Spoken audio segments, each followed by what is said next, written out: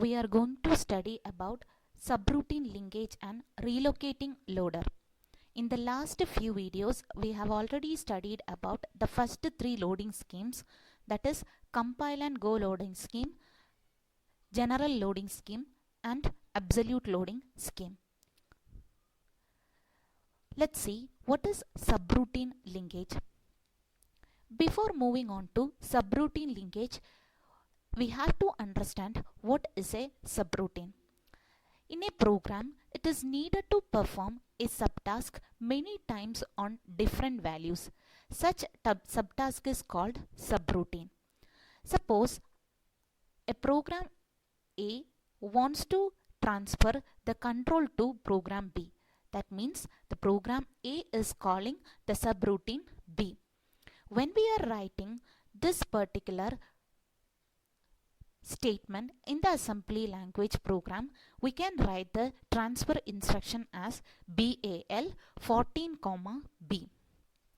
14 is the register which is containing the returning address and B is the address of the subroutine.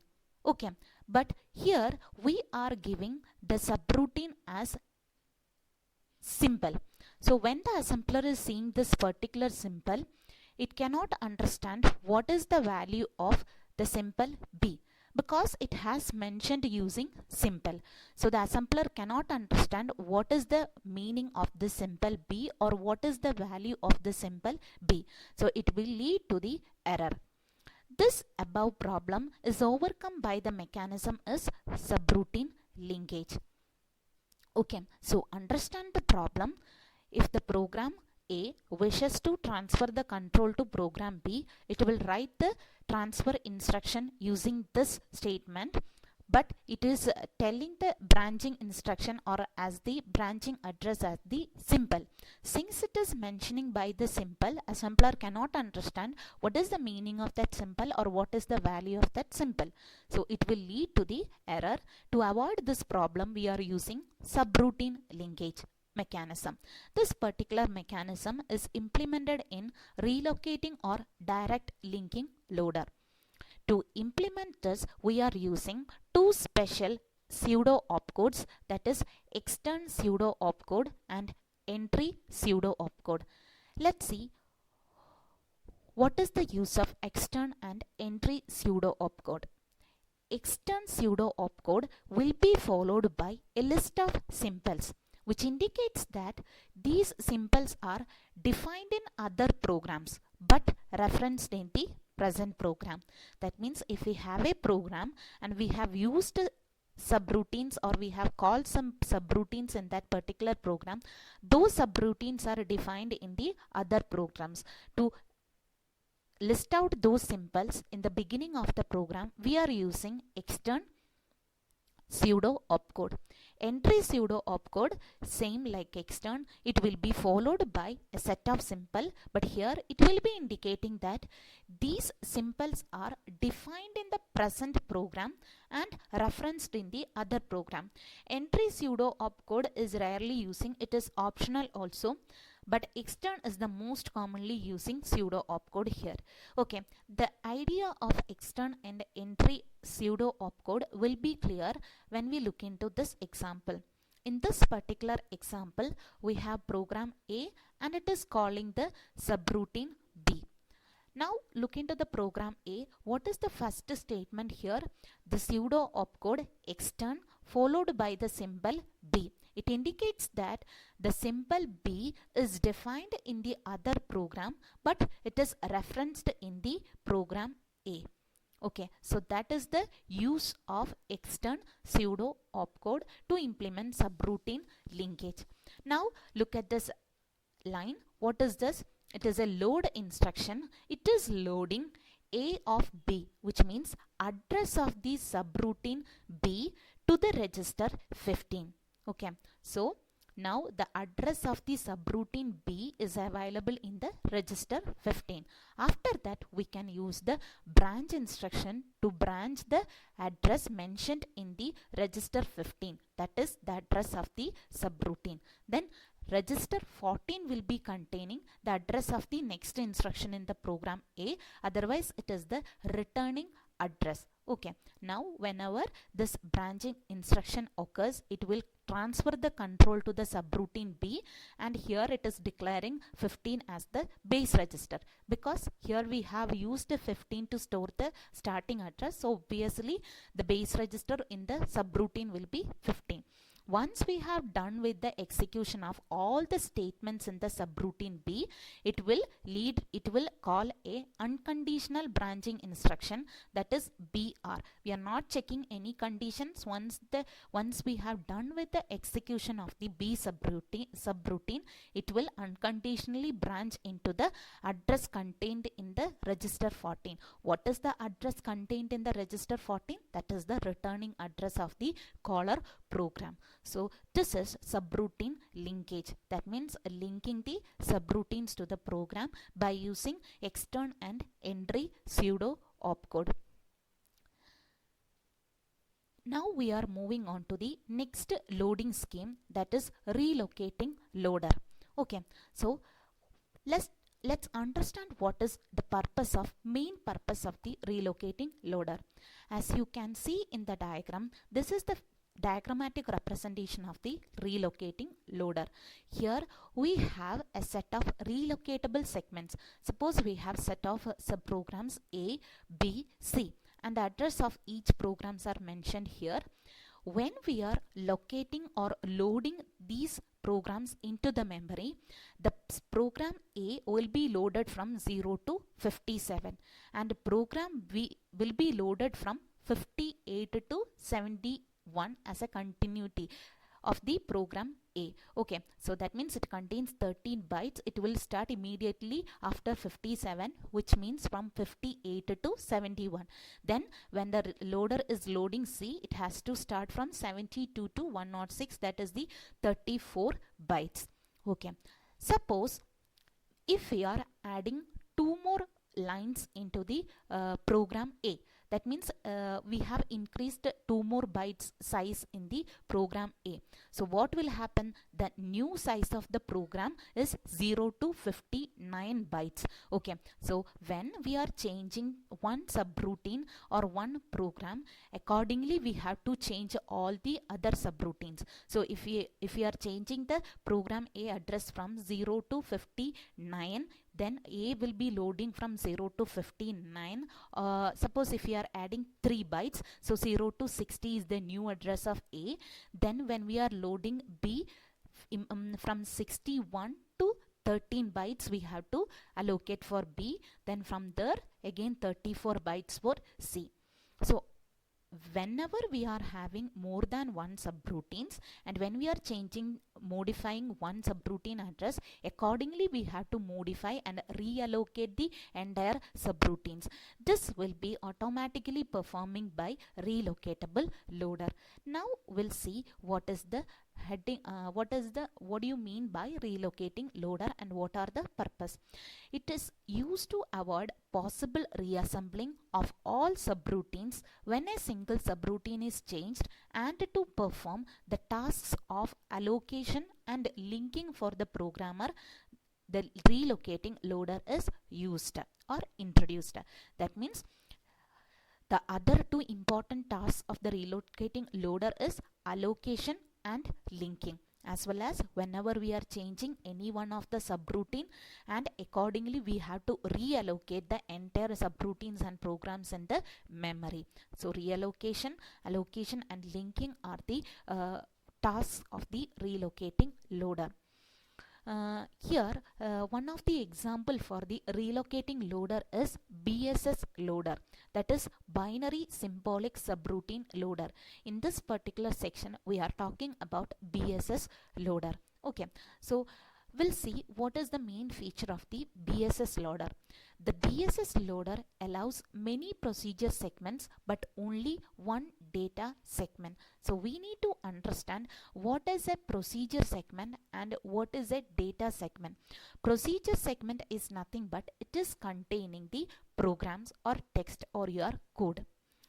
Data segment means That means if you are having hundreds of programs, for all those hundreds of programs, what all variables we have used and what is their corresponding locations.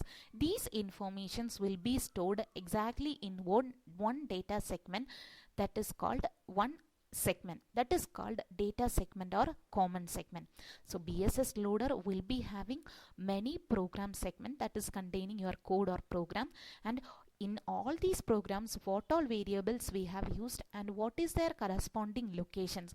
These information of all the programs will be stored in a single segment, that is called data segment and common data segment or common segment. Relocating loader is performing relocation using this data segment because it is containing the variables and their corresponding location. So it will be performing relocation using data segment or common segment.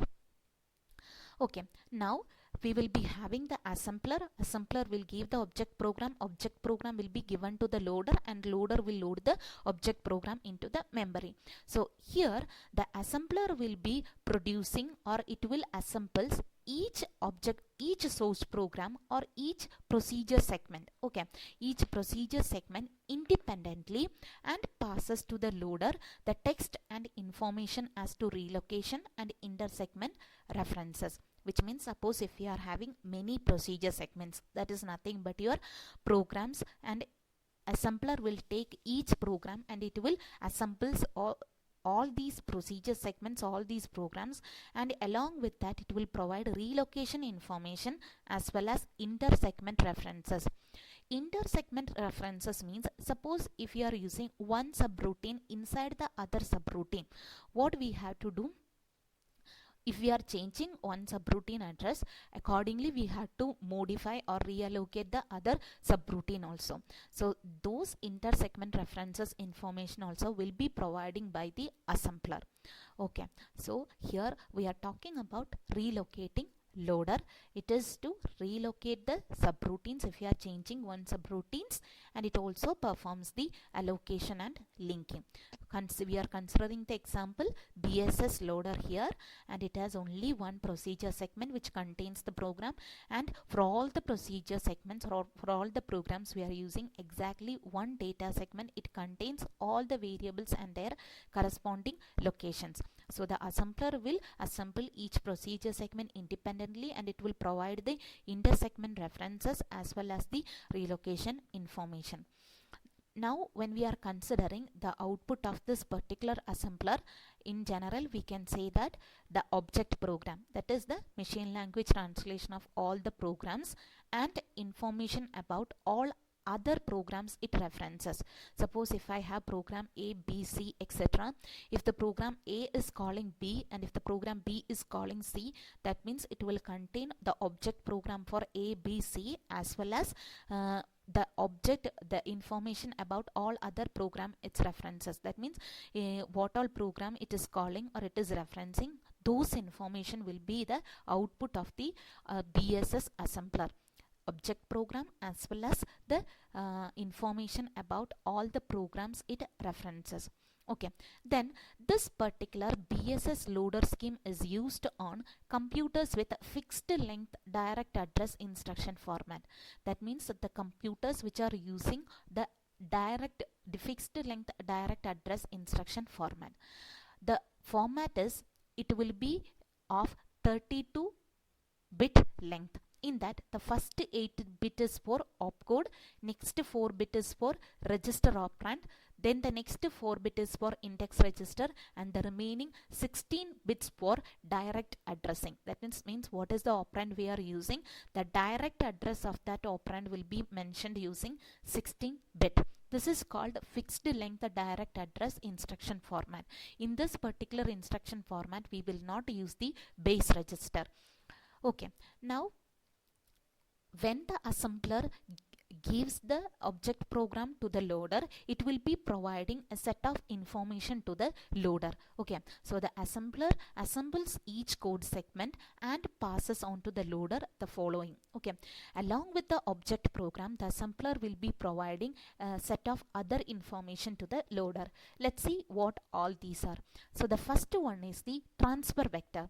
Transfer vector means it is prefixed with the object program, and it is containing addresses containing names of subroutines referenced by the source program. That means transfer vector means what? It is the address containing the names of the subroutines referenced by the source program. So transfer vectors will be containing the names of the subroutines referenced in your program. Okay, then another information is relocating information. That means if I have a program, each address of the program will be containing each instruction. So which all address we need to relocate, that information will be calling as relocating information. Relocating information means location in the program that must be changed if it is loaded in an arbitrary location in the main memory. Okay, so that means which all address in the program has to be relocated. That information will be providing by relocating information. That is, one information is transfer vector, another information is relocating information.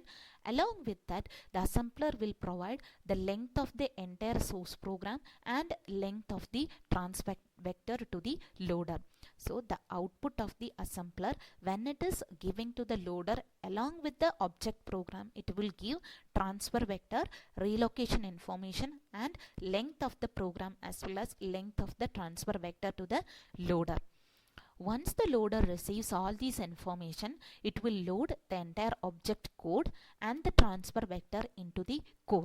Okay, so it will load the object program and the transfer vector into the memory. So transfer vector is containing the transfer instruction, which will tell what is the branching instruction or branching address of the subroutine.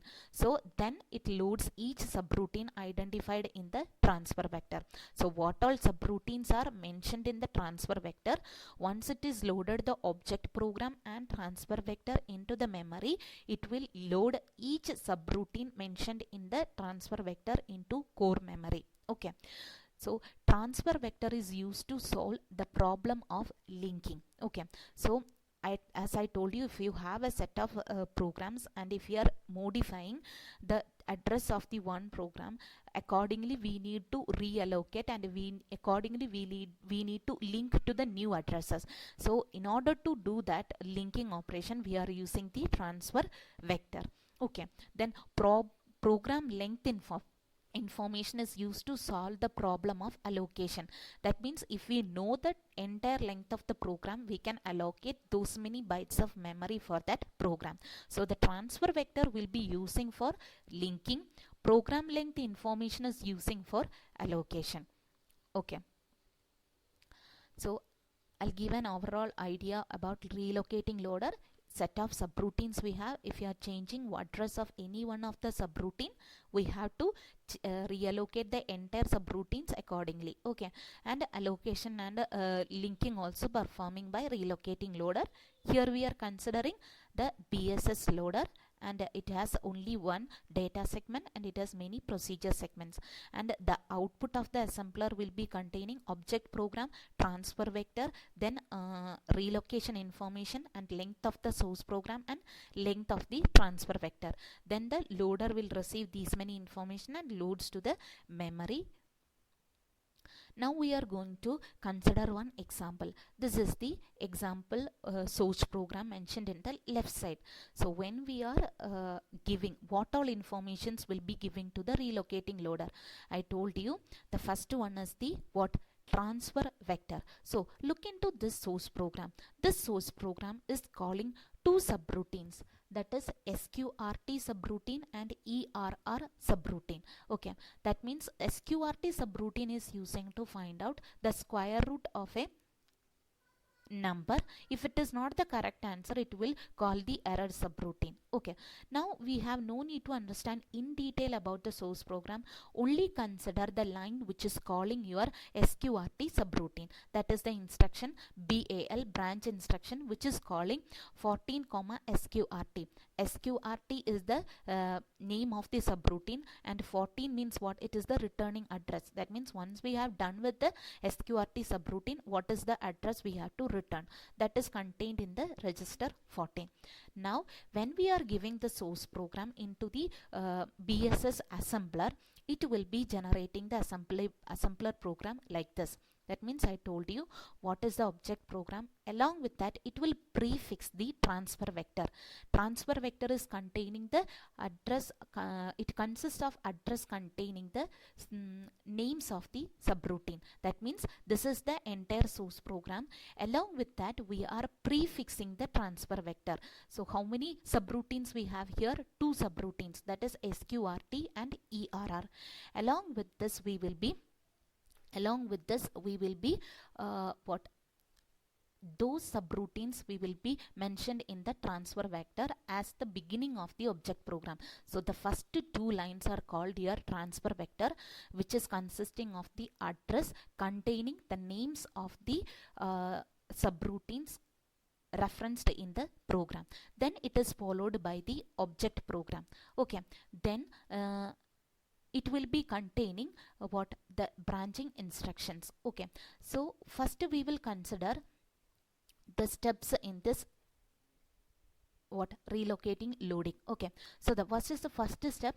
If sqrt was referenced and was the first subroutine, then first location in the transfer vector would contain the symbolic name sqrt. Now look into the example here. What is the first subroutine? It is calling sqrt. So I told you it the transfer vector, that is the first line. It will be transfer vector will be always in the beginning or prefixed with the object program, and the first transfer vector will be containing 0th address containing the name of the subroutine, that is sqrt. So that is the first step in this.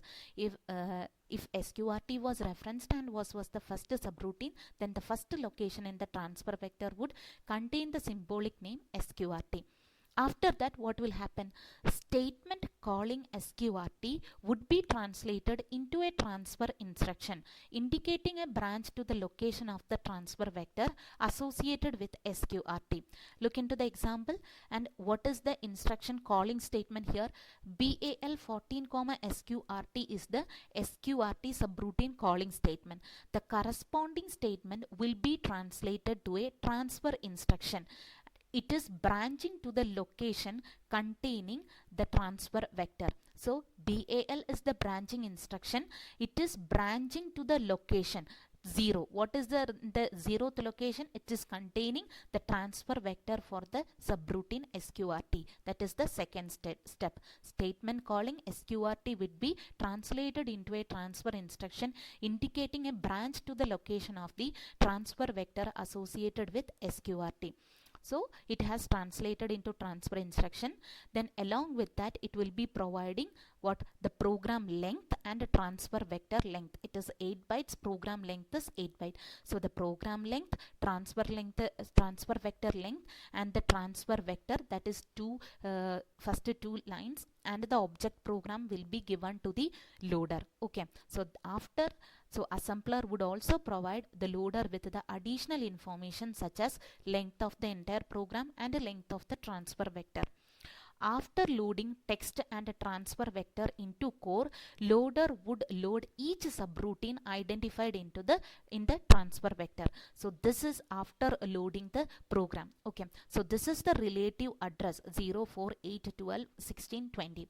Even though this is the relative address, what is the memory available? Suppose it is available from 400. So accordingly, it will load into the core memory. So it will code the entire object program into the memory as well as the transfer vector. Once it is loaded, so the transfer vector is replaced with the what? Transfer instructions, which is containing the address of the subroutine. So 448 tells the address of the sqrt. So 448 is starting address of sqrt, and 526 is the starting address of the ERR subroutine. So after assembler it will give object program, and the first two transfer vector will be loaded into the memory, and it will be transfer the control to the subroutine. Okay, so after loading text and transfer vector into core, loader would load each subroutine identified in the transfer vector. Loading means what? Then place a transfer instruction to the corresponding subroutine in each entry. That means it has in the transfer vector place, it has placed the transfer instruction. BC is the transfer instruction. It is branching to the location of the subroutine. Real location is 448, and this is location of the ERR. Okay, then thus execution of call SQRT statement would represent in a branch to first location in the transfer vector, which would contain a transfer instruction to the location of the SQRT. So once it is loaded, it will branch to the, whenever it is calling, what is it is calling? That means BAL. This is the real execution. It is the call of the subroutine. So BAL, and it is calling to the location of the transfer vector. What is the location of the transfer vector? 400. In this 400, it is branching to the 448. What is there in the 448? 448 is containing the subroutine SQRT, and 526 is containing the definition for ERR. Okay, so that is one example of this relocating loader. So in this example, we have source program, two subroutine, and one subroutine calling statement. So when the output of the assembler will be containing from 8 to 44, it is representing the object program, and 0 and 4th address lines are indicating the transfer vector, which is containing the names of the subroutines referenced by the program. Then the program then transfer vector, and the calling statement will be containing the branching to the address of the transfer vector, which is containing the name of the subroutine SQRT. Then when it is loading into the memory, the absolute address will be according to the free memory. Suppose if it is memory is main memory is available from 400, means it will start loading from 400. Then first it will load the transfer vector and object program into the memory. After that it will it will branch into the transfer instruction. Each transfer vector will be replaced by the transfer instruction containing a branch to the address of the subroutines. Okay, so that is the example. Here we are using relocation bits. Okay, I told you it works in a computer which uses the direct address format. In the direct address format, I told you opcode is 8-bit, register operand is 4-bit, index register 4 bits, and remaining 16 bits are for direct address of the next operand. Okay, so here we will be adding one more bit with the address field.